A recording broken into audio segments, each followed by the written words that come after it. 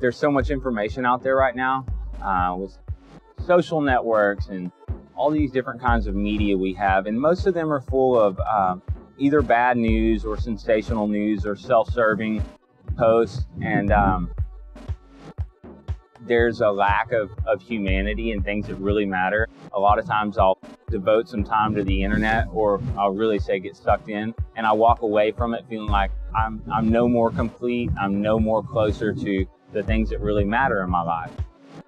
Cowbird's completely different. It's a place that I do find, and I find information about parenting, about relationships, about grief and mourning, about world issues and how people are navigating through all of that. So it's this constant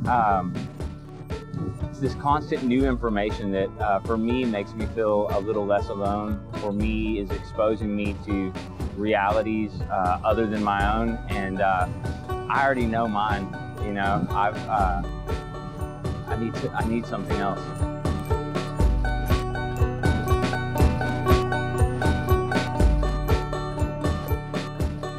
The motto for Drupal, or actually the tagline, has been "Come for the code, stay for the community," and that's exactly what happened to me.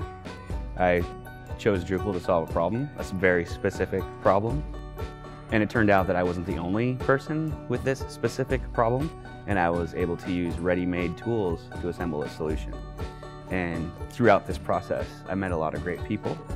A lot of people that were willing to help without even me barely asking, and they were right there with me, and they helped me solve the problem. The community that I had just met helped me solve the problem. So I did. I used the code, and I stayed for the community. I never left.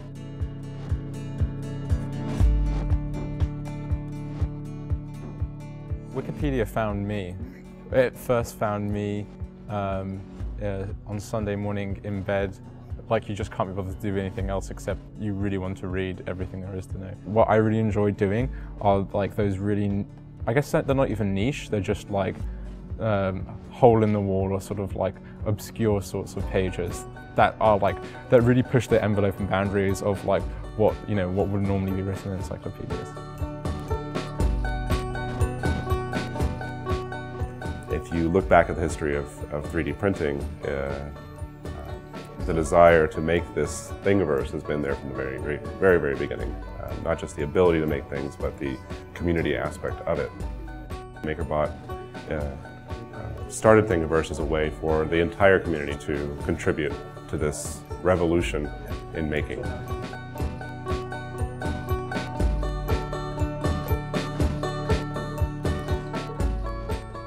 eBird started in 2002, and it was created by the Cornell Lab of Ornithology and Audubon Society. And they got together because they realized how important it was for all of these bird sightings that people were making around the country, to how important it was to compile them into one database.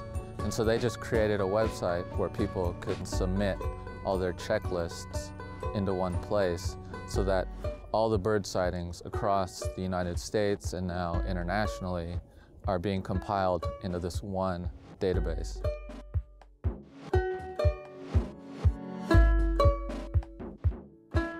I was always really interested in astrophysics and astronomy. As a small child, I was 8 years old, and my goal in life was to become an astrophysicist. Then, of course, high school happened, math, you know, I sort of diverted towards more of the humanities side of it, but I was always interested in it. Planet Hunters is a project started by the Zooniverse in conjunction with Yale University. People just were drawn to it, I think because of the implications of it. We're not just looking for little rocks rotating around balls of gas billions of years away from here. We're looking for ourselves. We're looking for life in the universe. Cowbird's definitely shaped what I do with the camera in the stories I tell, and in the way that I share them with people. And for me, I was already doing a lot of this stuff on social media sites and on blogs, but people have a very, very short attention span, and so I would find myself really compressing these stories and compressing something I felt strongly about because I knew that the audience that was there wasn't really there for that experience. And so at times they were compromised. I don't do that with Cowbird because I know everyone that's there is there for that experience. When I went to the Wikimania in Haifa in 2011, there was a man there from Nigeria and he wanted to improve the articles on AIDS, right? So I couldn't actually improve it because I don't really know enough about medicine. But what I could do was, and I organized the people to record the spoken article so that people who are illiterate could listen to the article.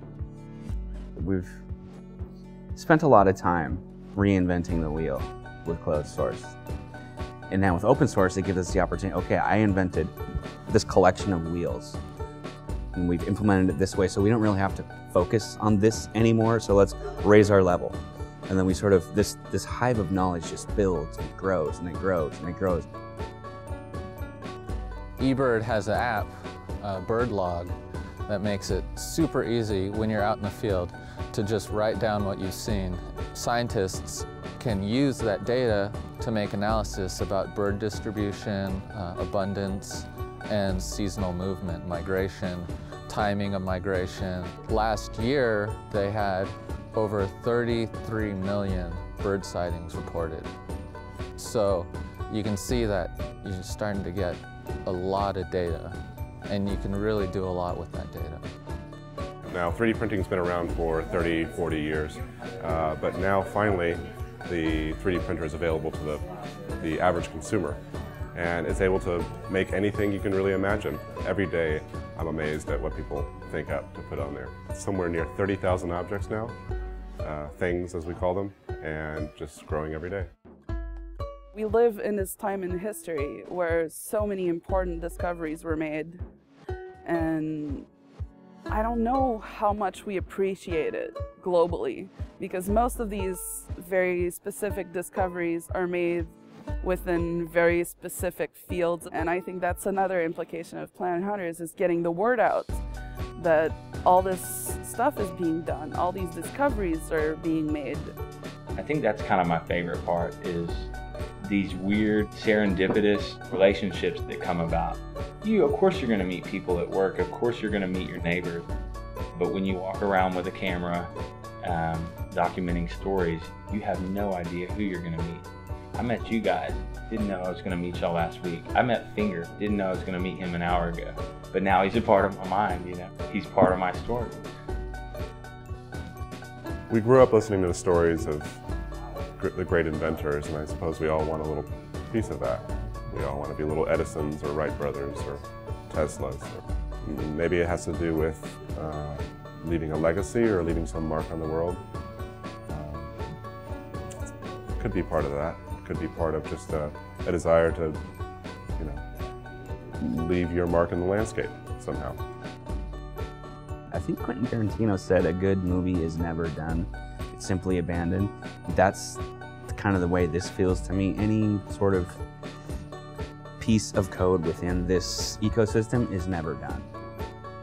It reminds me of the structure of the universe. It's kind of the same with society. There's different atoms, people, different individuals that are all there for their own reason, that all do their own thing, but ultimately when you put them all together, you end up with a system. As anything that emerges, it will depend on what we do with it. It can just become, you know, just a thing that happened once upon a time, or people can roll with it.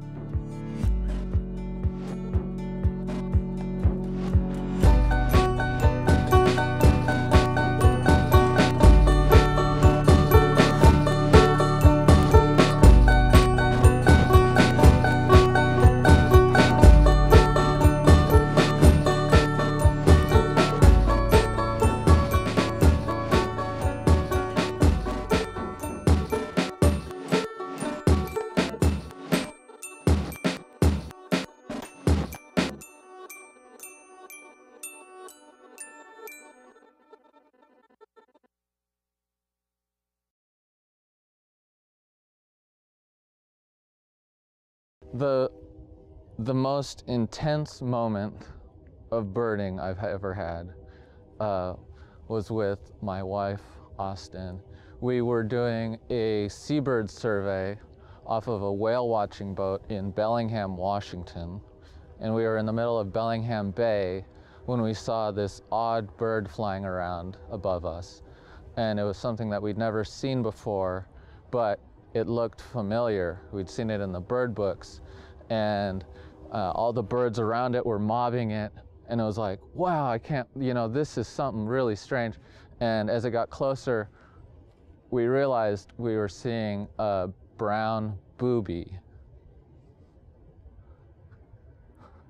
And this is an extremely rare bird for that area. The brown booby is a bird that is native to Mexico or Central and South America. And there's very few records even from California.